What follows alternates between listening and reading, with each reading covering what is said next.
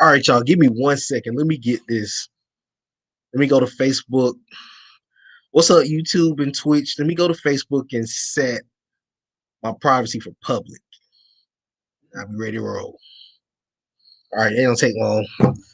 Okay, back at it again. What's going on, y'all? First, before I even start, right before I decided to do this, I just seen that breaking news about Tiger Woods. I'm praying for him and his family. I'm hoping that he is going to pull through this because that accident did not look good. So, praying for him. Hope everything's good with Tiger Woods. I'm definitely don't want to see another icon succumb to anything, honestly. But we're just gonna keep him in prayers and hope for the best on that. But all right, but the first thing I want to touch on, I had said I was going to touch on it last week, and I'm going to continue with that, was about how the Australian Open finished up on Thursday. You heard me guys talking about the fact that Serena and Osaka was playing that evening. Well, of course, Serena lost in straight sets 6-3, 6-4 to Naomi Osaka, who ended up going on to win the Australian Open. That was her fourth Grand Slam title in the last 2 years. That also put her ahead of a lot of women in tennis. So at this point, she is the only that's her fourth Grand Slam, and she's 23. The only two people that she is behind in active Grand Slams is Serena and Venus. At that point in their career, Serena and Venus both had 6 Grand Slams. So she headed in the right direction. And that also improved her to number 2 in the world. Now, I got to be honest with you. You guys know I'm a big Serena fan. If it was anybody that she was going to lose to, it should have been Naomi Osaka, and I'm glad that she got a chance to win the whole thing. So I'm looking forward to her career going forward. Now, I've had a couple of people ask me off social media. Shout out to my buddy Reggie. I'm not sure if he's on here yet. He asked me, did I think that Serena was done? So this is my first time really answering that question. As a diehard tennis / Serena fan, I'm just gonna be honest about this thing. She needs to win one more and walk. She's a title away from Margaret Court, who has 24. She needs to get one more and go. Because to be honest with you, ever since she came back from her pregnancy, she has lost 4 finals. I love Serena. I've been a big Serena fan since I was a kid. I grew up watching Serena in their prime. So it hurts me to see the greats get older. That's it. It takes away from your childhood because, when I was 9, 10 years old, that's when they were really in their prime. So to see her now, where if you knew at one point if she got to the final, she was going to win. The last 4 times she has struggled very, very bad. Let me go to my comments real quick. Love Joe say, hey, my buddy, this is my friend from Twitch. She said it's time for Serena to pass the torch. I totally agree.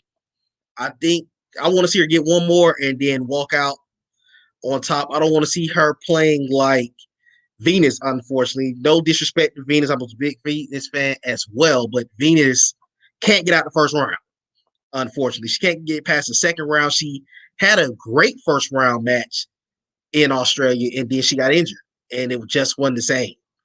Let's see, Gary King. What's going on, brother? He said True is going to be hard on another one. To be honest, I think she got enough to pull one more off.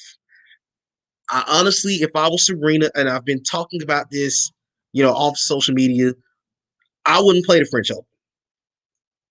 I wouldn't play the French Open because that has always been her worst tournament of all 4 Grand Slams. She's only won that tournament 3 times. And it took her 12 years in her prime to get that title. She didn't win it again between 03 and 2015.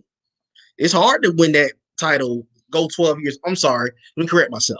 She beat Sharapova in 13. So it took her 10 years to even get title number 2 at France. So I don't want to take a chance of seeing her injure herself on clay. I would rather her win at Wimbledon, which has been her strongest tournament of her entire career outside of Australia. So let's see. Gary King said it's going to be tough to get another one. I hope she can. That's how I feel too. It's hard. It's hard for me to see Serena like this. Very, very hard. Because Serena has not played awful in these tournaments. She get to the semifinals or the finals in the I don't know. I don't know if it's a psychological thing. I don't know if it's a mental thing just in general. But when she can play so well, just like I'm just to give an example, nothing taking away nothing from Naomi Osaka. She played well that night. However, Serena came out with a 2-0 lead in that match, couldn't hold and go up 3-0, and the match just totally turned from that point on. It was a whole different match. It was a whole different atmosphere. Serena just wasn't the same. But the thing is, unfortunately, Serena has got to the point where, as a big fan of hers, if she has a very good previous match, it sets her up for a loss. And I hate to say it like that, but that's what it's gotten to at this point. Gary said, yeah, maybe one. If she don't, it's done. Yeah, French is out of her at this point. I totally agree with that. I don't want to see her at the French Open. I'm actually going to be upset if I see her at the French Open. That's just the God honest truth. I would be very, very upset if I see her at the French Open because that's just not, that's too quick of a turnaround because Australia is usually in January. It just ended this previous week, so I would hate to see her play that tournament. Savage said, checking in, bro, just tuned in. What's going on, brother? Love Jones says she had a lot of medical complications after giving birth. She hasn't been the same since. I agree. She definitely hasn't been the same since because there was a point where once she got to another level in the tournament, you knew she wasn't going to lose. Because at one point prior to the four, I think she's now 23-10 in the finals, where at one point she was money in the finals. You knew if she lost, it was a shocker. Honestly, she lost more in her mid to late 30s than she did in her prime, which is understandable because she was chasing Steffi Graf record in 2016.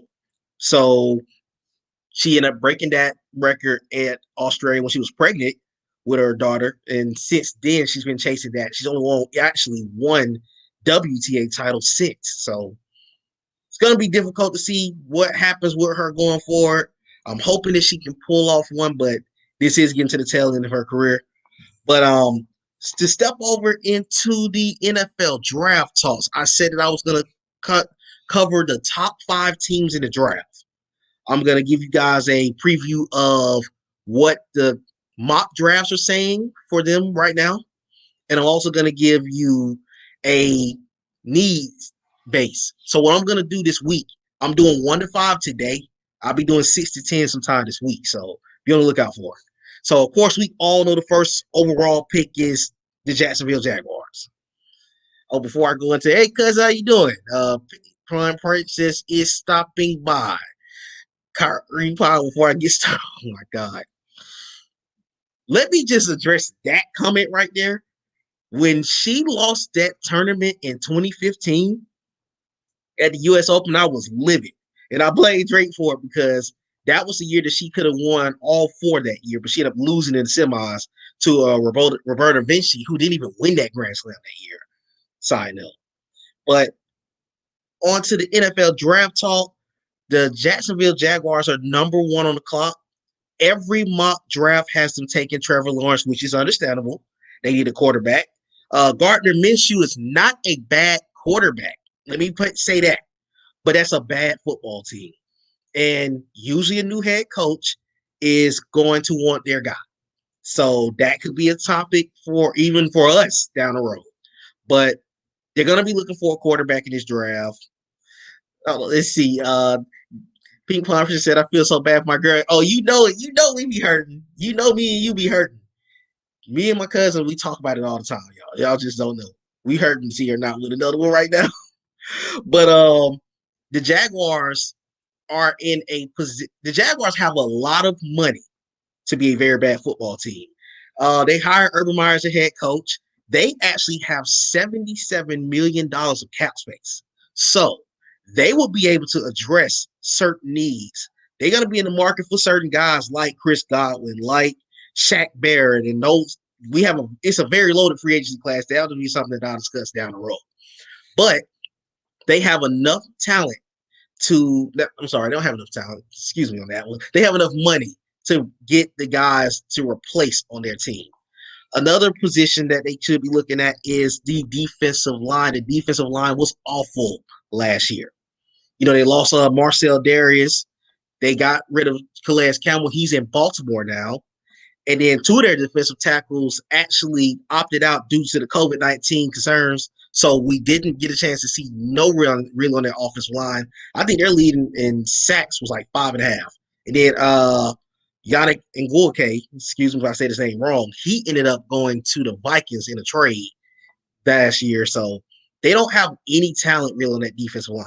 So that's going to be another position. They could be heavy hitters in free agency trying to get a defensive tackle. And also to improve their secondary with they drafted CJ Henderson out of Florida last year. So that could be something they could look into in this draft for sure. So that's where the Jaguars is going to be kind of looking. As far as the Jets, they're the number 2 pick in the draft at this moment. So it's kind of intriguing. The Jets might be one of the least talented. They are one of the least talented teams in the NFL right at this point. So you really can't go wrong at 2. But I think for sure, I think they're going to go quarterback as well. But they have 2 first-round picks. I'm sure if you remember, Jamal Adams got traded to Seattle. So that was one of their 2 first-round picks that they're going to have from the Seahawks. So they got the picks to do something in the first round. I will end up talking about what they'll try to do with their second pick later down the road in my podcast for sure. But hold on 1 second.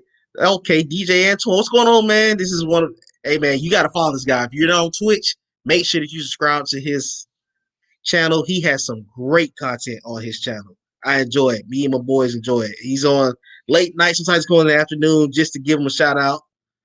Let's see. JD War Eagle McGee said New York are going skill players. Are you sure about that? Are you really sure about that? Because in regards to the Jets, they have a lot of I agree, they have a lot of needs. But actually I'm gonna touch on that. I'm glad you mentioned that. My top needs for the Jets is they need a quarterback. Nothing against Sam Darnold. Sam Darnold is not an awful quarterback, but that's a bad situation. And you're not passing up one of the 3 prospects in this draft between Fields, Wilson, and of course Trevor Lawrence going to be off the board at 2. He'll be gone. If he makes it to 2, I'll be shocked. Let's see. I also said their offensive line. They added Mekhi Becton from Louisville this offseason. Well, last year in the draft, he actually did pan out well, but that line is awful all around the board. They got to get better on their offensive line. They also was the second worst pass blocking offensive line in the league. So it's not even so much that Becton was a bad pick. They need talent. They need talent all around the board. So that's another position they can go in. In regards to receivers, I'm going to touch on that in just a second. I'm actually going to pull that comment up for New York Jets. Name a receiver other than Jamison Crowder. Name a running back other than Frank Gore. Here's the issue with that. That's not a draft need that they will probably go after. They got, glad you mentioned it. The Jets have $67.9 million in cap space. They're going to be in that market for Chris Godwin, Juju Smith-Schuster. They're going to be in the market for those receivers. So that's not a concern here. They're going to get another receiver. I would be shocked they don't because they are one of the one of the big players in the free agency in a couple weeks. So that also could play a part of what they do in the draft.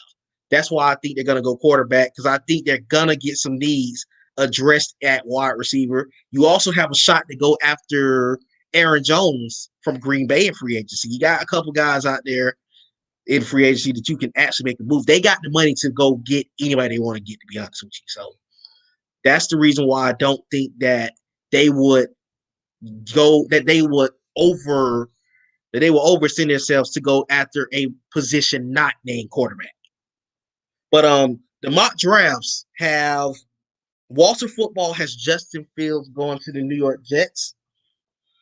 CBS Sports have Zach Wilson going to the Jets.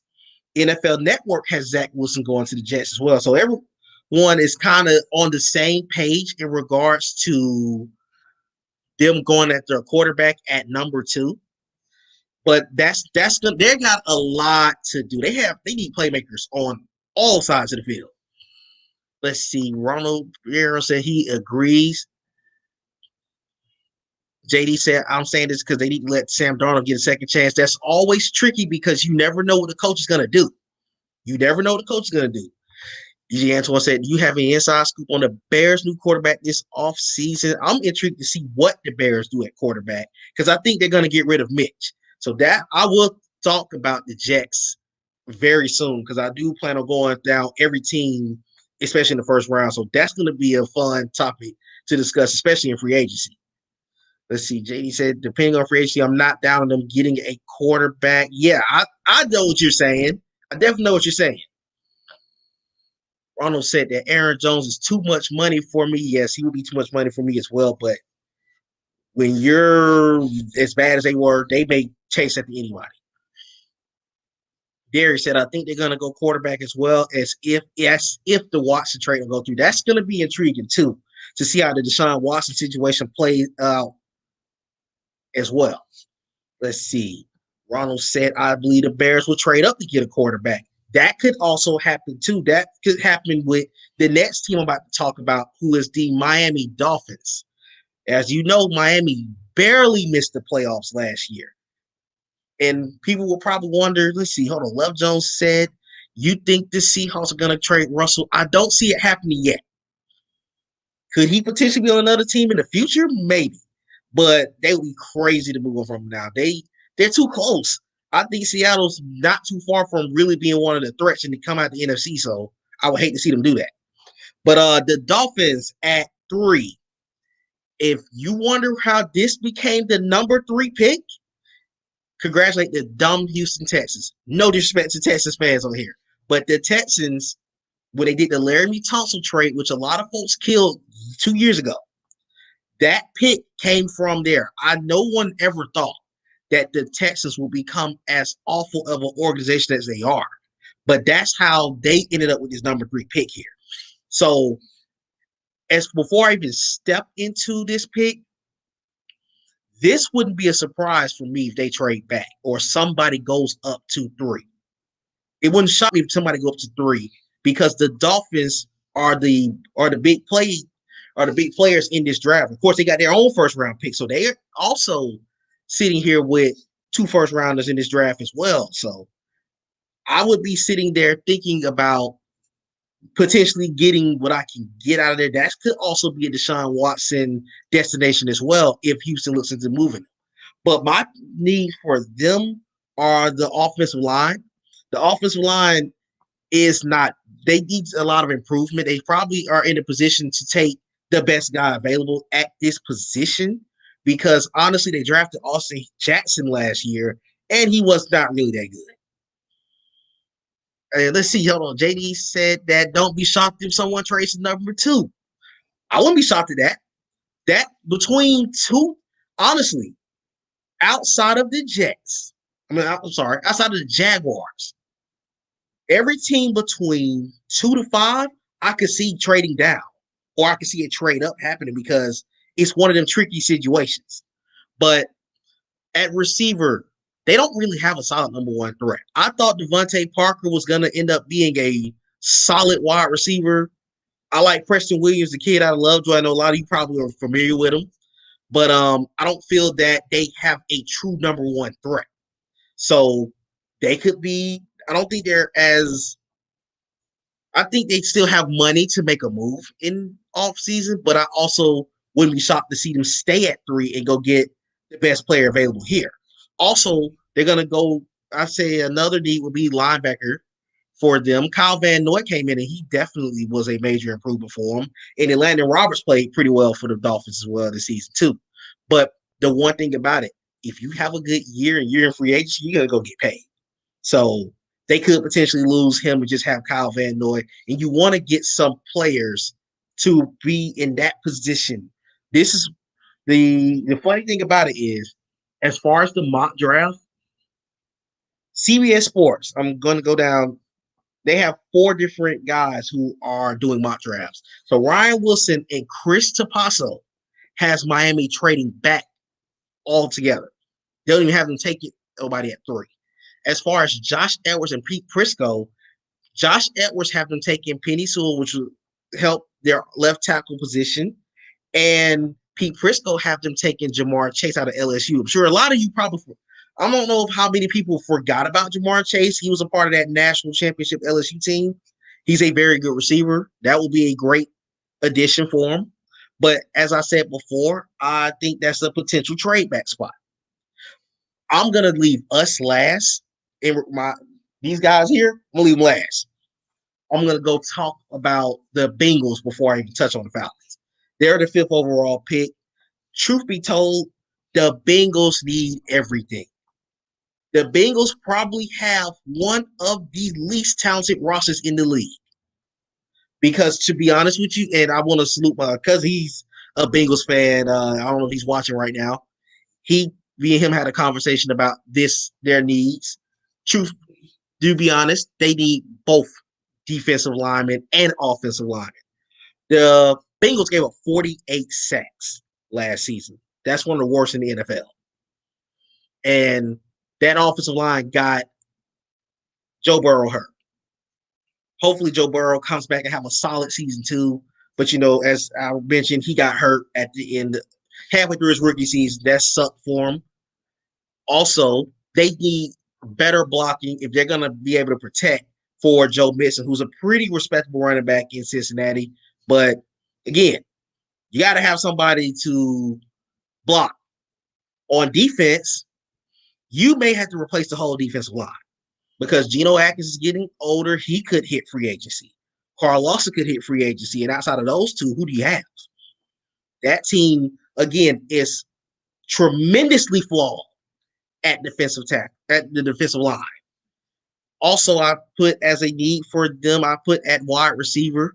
Not to say that T. Higgins had a pretty good year as a rookie. Tyler Boyd's a respectable wide receiver, but you're going to lose A.J. Green. And even if you're not bringing in another receiver, you need to add another threat in the passing attack, which I feel that they need because they don't have a lot of talent there. Let's see. J.D. Warren McGee said that Auburn shut down Chase back-to-back years. We couldn't stop Devontae and Waddle. Alabama has the 2 best receivers hands down. I don't disagree with those guys with Devontae or Waddle. They're 2 very, very talented wide receivers. And I don't think they're on, let me make sure. They're not on any of my boards so far in the top 5. So that's going to be probably more of a 6 to 10 conversation. Let's see. Ronald P. says Sam D is not a bad quarterback. The Jets can trade back and get more picks and build around him. What people forgot is Sam ended the season 6-2 a few years back when the Jets had an average roster. That is true. They do have an option of trading back at that point of number 2. And that's why I truly feel that if the new I cannot think of his name right now. He's the defensive coordinator from the 49ers that became their head coach. If they do decide to go ahead and look into moving on to another quarterback, that'll be one thing. But if they do choose to work with Sam Darnold in the offseason and say, let's see what we can get out of you, and maybe look at a quarterback in 2022, then that could be different as well. Ronald P. also said that the Bengals should only be thinking offensive linemen. The first pick, I agree there. I definitely agree there. And I also said that they need secondary help because they could be losing William Jackson free agency. And the Bengals just don't have a lot of talent at all. They're in one of them tricky positions where they could use everything.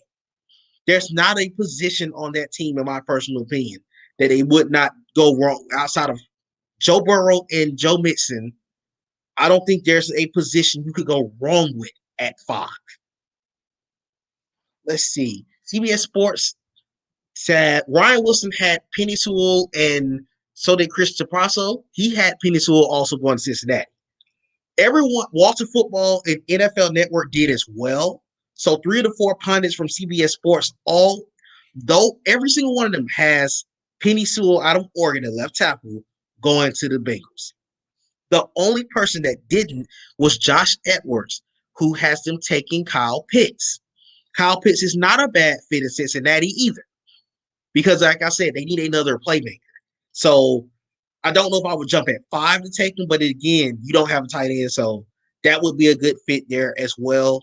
The Bengals, that's gonna be like I said, this we'll find out. We'll know more as the draft, as the free agency get done.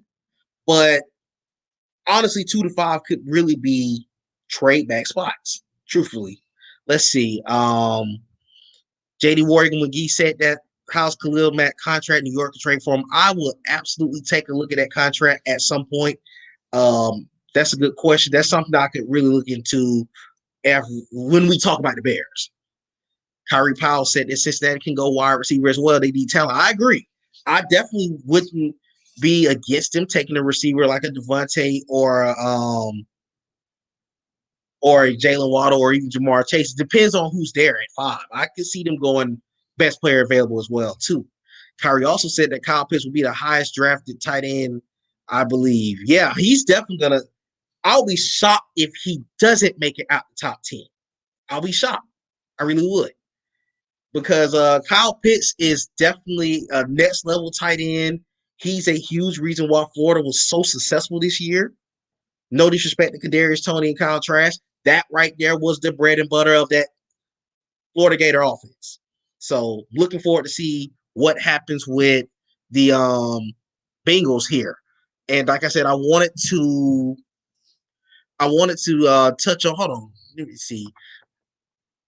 Meaning sign AJ Green in free agency Miami. Who knows? He could be chasing the ring though, so not really sure.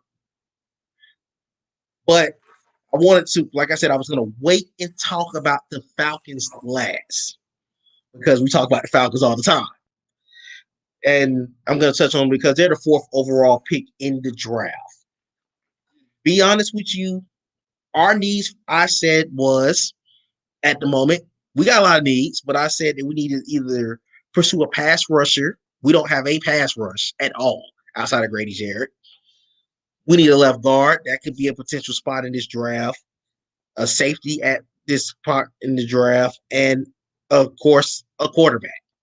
Because at the end of the day, this has been one of the toughest conversations in this Falcon fan base.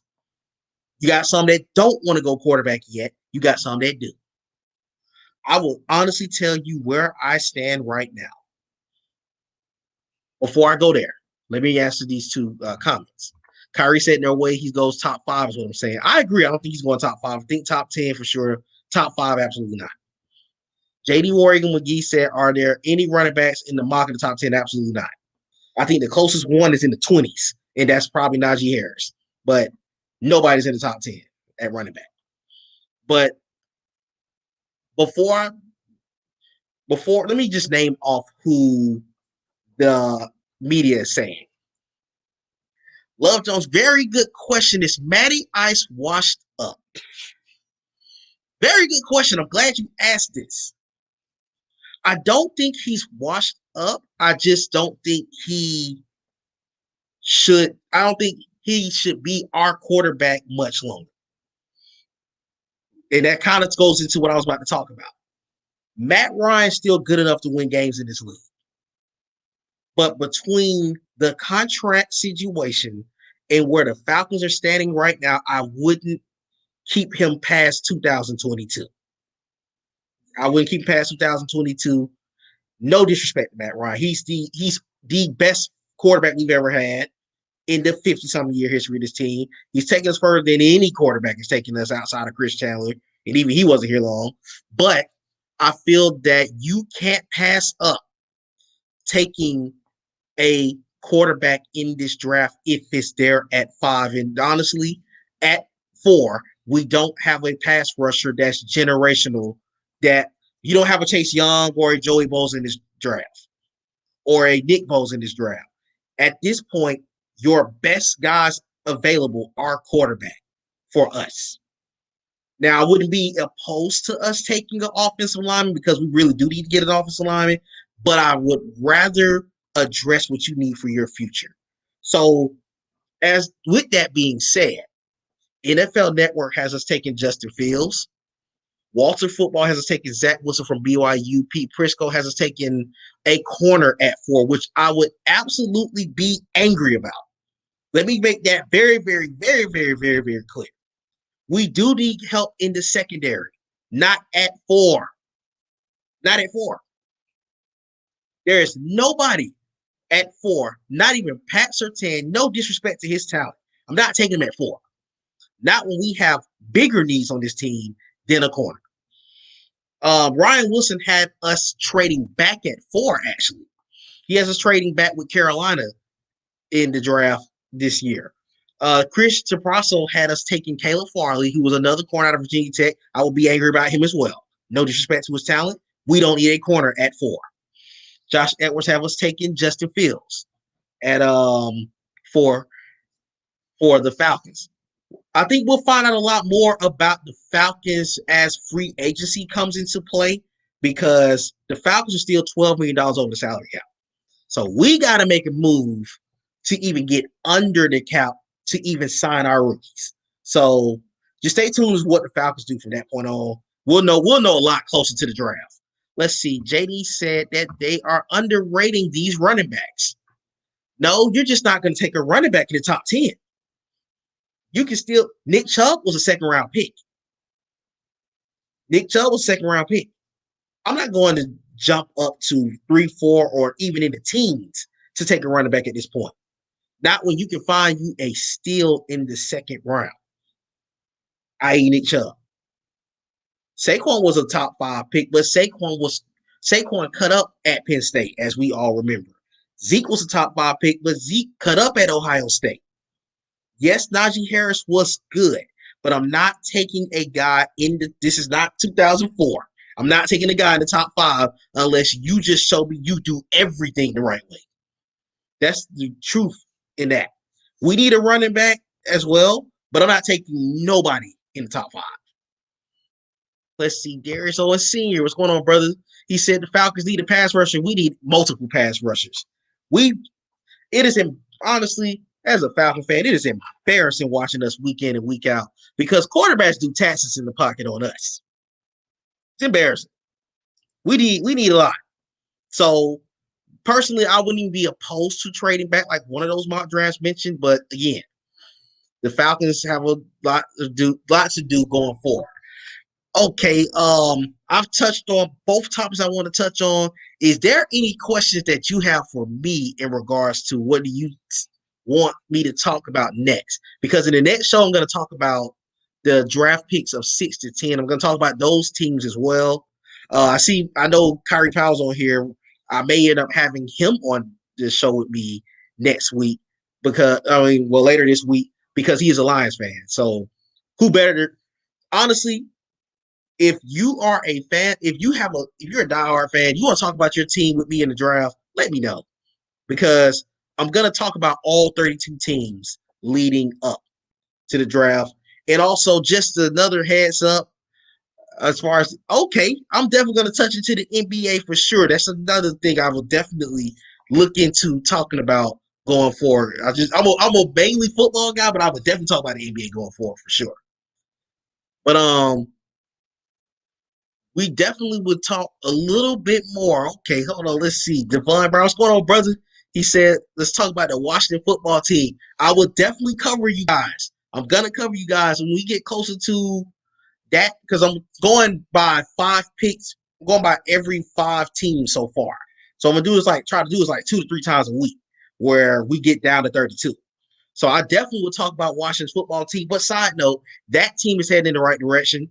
The Falcons ended up getting a guy from their director staff. That Washington football team, I wish they had a foot. Somebody please give them a name. I miss calling them the Redskins, to be honest with you. But I know for personal reasons, you can't call them the Redskins anymore. But the Washington football team is a team that really needs to go crazy in this draft. Get you some offensive weapons. Because I promise you, with that defense, I promise you, that team's going to be one to watch next season. I'm not looking forward to playing Chase Young and Montez Sweat and and Deron Payne and those guys, Jonathan Allen. I wanted a couple of those guys on the Falcons. But hey, I'm not going to knock the Reds. Forgive me, guys. I'm not going to knock the football team for making those moves. Let's see. He said Kyle Smith will turn you guys around for sure. I'm hoping so because, man, we ain't been to the playoffs for 4 years. It's embarrassing. Also, Devon Brown said all they need is a receiver and a lineman. I'm looking forward to seeing what you guys do with that team. Kyrie said in a quarterback. Yeah, I want to see them get a quarterback in this draft as well. I would love to see like a Trey Lance or somebody like that end up in Washington. Would love to see it. But as I mentioned, I appreciate you guys tuning in. I will be back on later this week, and we will talk more about teams 6 through 10 in the mock draft. And again, if you have any suggestions for me to talk about, shoot them to me. I appreciate everybody that tunes in to every one of these shows. Once again, this is All In with Nate. You guys have a great day.